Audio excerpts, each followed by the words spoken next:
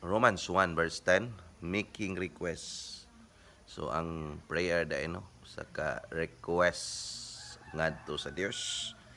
If by any means now at length I might have a prosperous journey. So kinahanglan yun nato ni atong pag-ampo kay naata sama kini ang atong adlaw-adlaw ang kinabuhi nagbiyahe ta.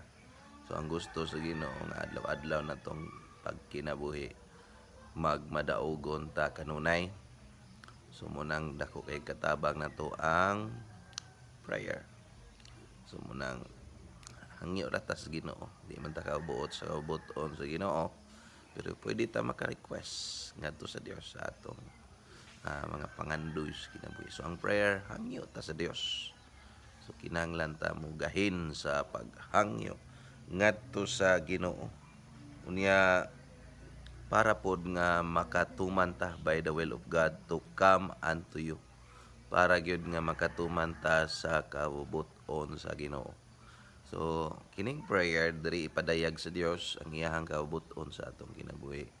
Muna ang gikinahanglan kayo nato ang pagkamainampuon kanunay para makasubay kita kanunay sa kabubuton sa atong buhi nga Dios.